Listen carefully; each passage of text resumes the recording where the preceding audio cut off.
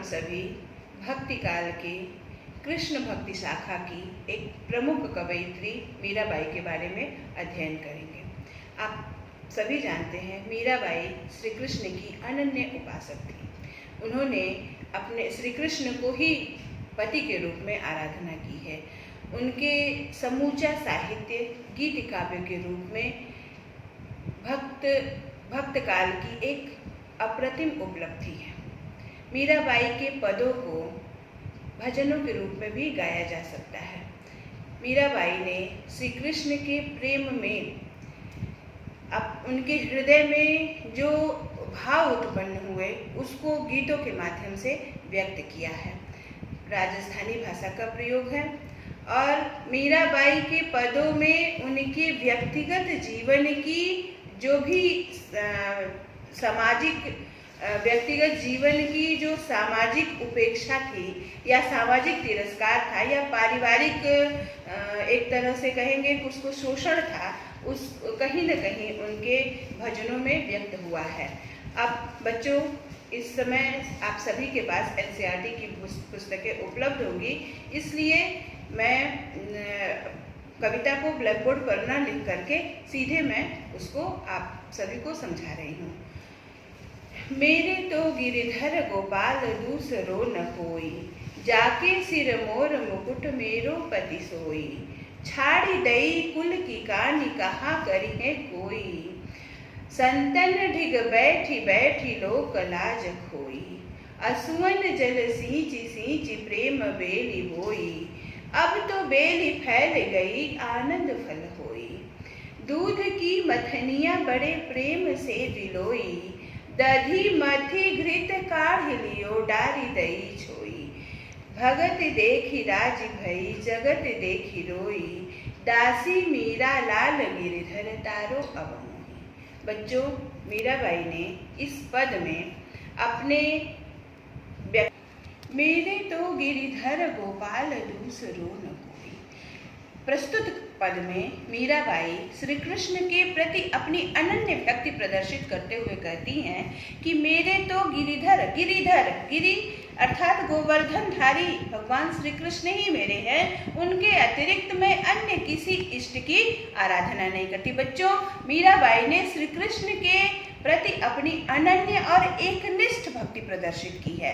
वह श्री कृष्ण को छोड़ करके अन्य किसी आराध्य में अपनी निष्ठा नहीं व्यक्त करती। कहते मेरे तो गिरिधर गोपाल दूसरो न कोई, मेरे तो गिरि को धारण करने वाले गोवर्धनधारी गोपाल श्री कृष्ण ही मेरे आराध्य हैं, उनके अतिरिक्त मैं अन्य किसी इष्ट की आराधना करना नहीं चाहती या मैं उनके अतिरिक्त अन्य किसी आराध्य को जानती ही नहीं। कौन है वो गिरिधर गोपाल? जाके सिर मोर मुकुट मेरो पति सोई, कहते हैं जिसके सिर पर मोर का मुकुट विद्यमान है वही मेरे पति हैं, अर्थात वही मेरे आराध्य हैं, वही मेरे ईश्वर हैं और वही मेरे प्रियतम हैं। बच्चों, मैंने बताया भी आपको कि मीराबाई ने श्री कृष्ण को पति के रूप में प्रेम किया है और पति के रूप में उनकी उपासना की है।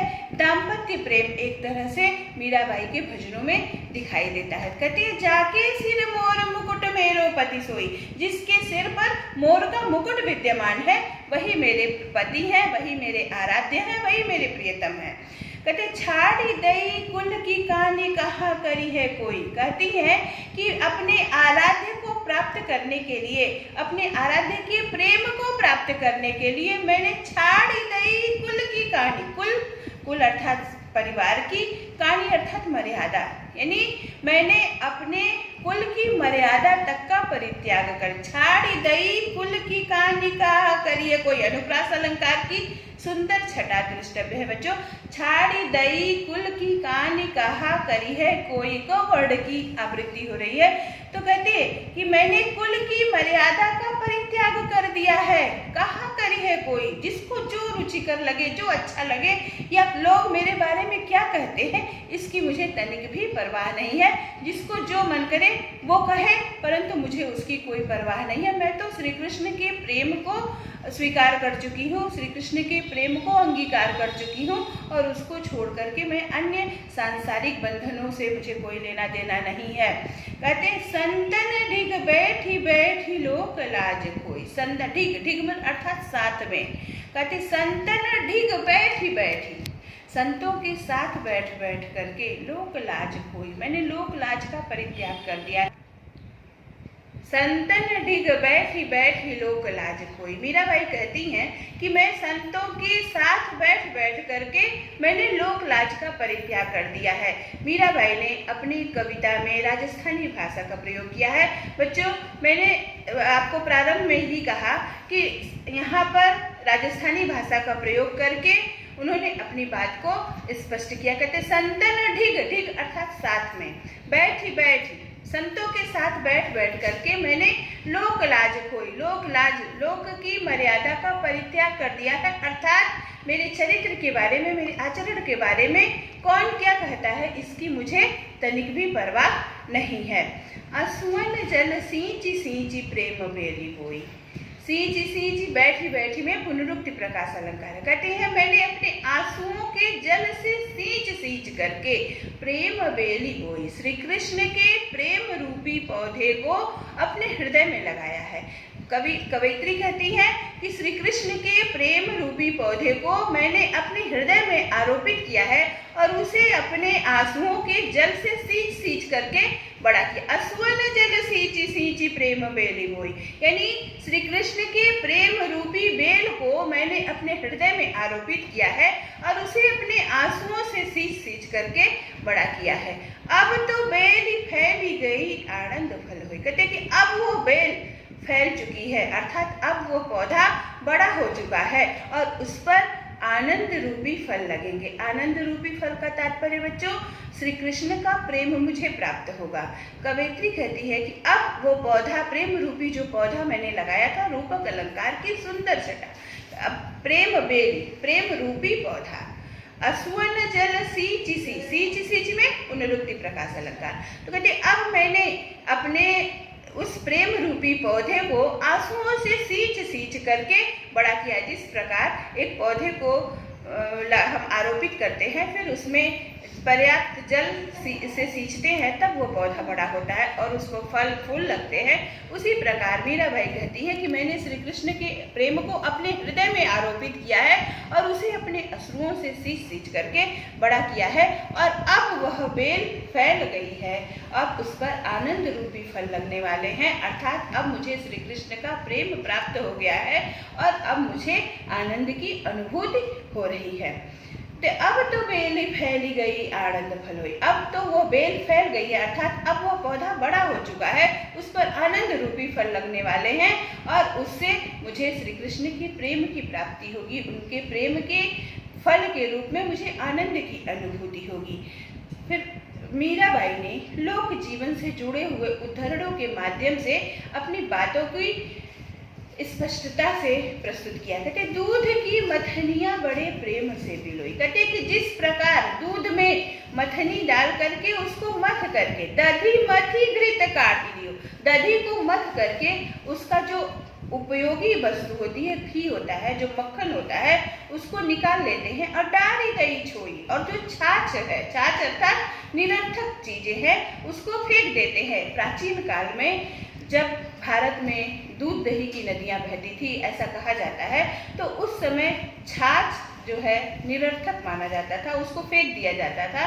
तो मीराबाई ने उस समय के लोक जीवन से जुड़े हुए प्रसंग का उदाहरण दिया है अपनी बात की पुष्टि के लिए और कहती है कि जिस प्रकार दही को मथ करके उससे मक्खन निकाल लेते हैं और छाछ को निरर्थक समझ करके फेंक देते हैं, उसी प्रकार मैंने भी इस संपूर्ण समस्त संसार में से श्री कृष्ण के प्रेम रूपी मक्खन को निकाल करके उसे ग्रहण कर लिया है और अन्य सारे सांसारिक संबंध मेरे लिए छाछ की भांति निरर्थक हैं, इसलिए उसको डारी दही छोई, छोई मैंने छाछ, डारी दही अर्थात फेंक दिया, जिस प्रकार छाछ निरर्थक होता है और उसे फेंक दिया जाता है, उसी तरह से समाज के अन्य सांसारिक संबंध मेरे लिए निरर्थक है और उसको मैं फेंक देती हूँ।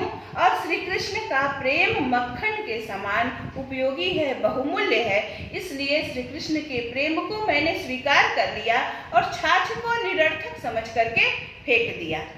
कहते भगति देखी राजी भई जगत देखे। मीराबाई कहती हैं कि जब मैं इस संपूर्ण संसार को देखती हूँ और इस संसार में ईश्वर की भक्ति में लीन भक्तों को देखती हूँ तो मुझे बहुत आनंद की अनुभव, राजी भाई मैंने प्रसन्नता का अनुभव, भगति देखी राजी भाई, यानी जब मैं भक्तों को भक्ति में लीन देखती हूँ तो प्रसन्नता का अनुभव करती हूँ। और जगत देखी रोई, और जब मैं संसारिक लोगों को अपनी ही दुनिया में मस्त देखती हूँ, संसार के लोगों को अपने व्यक्तिगत संबंधों में उलझा हुआ देखती हूँ, वो ईश्वर की आराधना नहीं करते, वो ईश्वर को भूले हुए होते हैं, तो ऐसे लोगों की अज्ञानता पर मुझे रोना आता है कि ये जो सांसारिक संबंध है ये सभी छाछ की भांति निरर्थक हैं और इस संसार में ईश्वर की भक्ति ही मक्खन की भांति उपयोगी है। और जब मैं संसार के लोगों को देखती हूँ कि वो अन्य सांसारिक संबंधों की मृत तृष्णा में भटके हुए हैं तो मुझे उन पर उनकी अज्ञानता पर रोना आता है। कहते भगति देखी राजी भाई, जब मैं भक्तों को देखती हूँ यानी जो ईश्वर की आराधना में लीन है तो मुझे राजी हुई अर्थात प्रसन्नता होती है। परंतु जो ही मैं संसार के लोगों को देखती हूँ जो अपने सांसारिक संबंधों में भूले हुए हैं ईश्वर को, उनको देख करके उनकी दयनीय स्थिति पर मुझे रोना आता है। दासी मीरा लाल गिरिधर तारो अब मोही। मीराबाई अपने आराध्य श्री कृष्ण से ये आराधना करती हैं, प्रार्थना करती हैं कि हे ईश्वर, हे आराध्य, मैं तो आपकी दासी हूँ और दासी मीरा, मैं आपकी दासी हूँ। लाल गिरिधर, हे गिरिधर, हे गोवर्धनधारी भगवान श्री कृष्ण, तारो अब मोही, अब मेरा उद्धार करो। अर्थात श्री कृष्ण को संसार का उद्धारकर्ता मानती हैं और कहती हैं कि हे ईश्वर, अब मैं आपकी दासी हूँ, आपकी सेविका हूँ, आपकी आराध्या हूँ और आप मुझे अब मेरा उद्धार करिए, आप मुझे इस भक्त भव सागर से पार करिए, अर्थात मुझे इस सांसारिक जीवन से मुक्ति दीजिए। इस प्रकार बच्चों मीराबाई ने अपने इस पूरे पद में श्री कृष्ण के प्रति अपनी अनन्य भक्ति एवं प्रेम को प्रदर्शित किया है। उन्होंने यह बताया है कि इस संसार में ईश्वर का प्रेम ही उपयोगी है, बहुमूल्य है और हमारे लिए सार्थक है। अन्य सारे सांसारिक संबंध हमारे लिए छाछ की भांति निरर्थक है और उन सांसारिक संबंधों को हमें छोड़ देना चाहिए। इसके साथ ही मीराबाई ने लोक जीवन के जुड़े हुए उदाहरणों से अपने बात की पुष्टि की है। ये मीराबाई की प्रथम पद की भाव पक्षीय विशेषता रही। आइए अब हम सभी मीराबाई के इस पद में जो शिल्प की दृष्टि से जो प्रयोग हुए हैं उस पर ध्यान देते हैं। मीराबाई ने अपने पद में, जब हम शिल्प सौंदर्य लिखेंगे तो सबसे पहले मैंने बताया कि शिल्प सौंदर्य लिखते समय संपूर्ण पद में जिस बात को प्रमुखता दी गई होगी उस वाक्य को उस बात को एक वाक्य में लिखना चाहिए। तो मीरा ने श्री कृष्ण के प्रति अपनी अनन्य भक्ति एवं प्रेम प्रदर्शित किया। संपूर्ण पद में मीराबाई ने अपने प्रेम को व्यक्त किया है। श्रृंगार रस की प्रधानता है। इस पूरे पद में श्रृंगार और भक्ति रस दोनों ही देखने को मिलते हैं। तुकांत शैली है। रूपक, अनुप्रास तथा पुनरुक्ति प्रकाश। संतन ढिग बैठी बैठी, असुवन जल सींची सींची। बच्चों, जहाँ पर एक ही शब्द की 2 बार आवृत्ति होती है और इस प्रकार की आवृत्ति से काव्य में चमत्कार उत्पन्न हो जाता है, वहाँ पर पुनरुक्ति प्रकाश अलंकार होता है। रूपक अलंकार, जहाँ पर उपमेय और उपमान का अभेद आरोप किया जाता है, वहाँ पर रूपक अलंकार होता है। और जहाँ पर एक ही शब्द की 1 से अधिक बार आवृत्ति होती है, वहाँ पर अनुप्रास अलंकार होता है। इस पूरे पद में रूपक, असुवन जल, रूपक अलंकार, अनुप्रास अलंकार तथा पुनरुक्ति प्रकाश अलंकार की सुंदर छटा दृष्टव्य है। फिर पूरे पद में राजस्थानी भाषा का प्रयोग किया गया है। इस प्रकार आप सभी ने अभी मीराबाई के प्रथम पद की व्याख्या एवं शिल्प सौंदर्य को पढ़ा।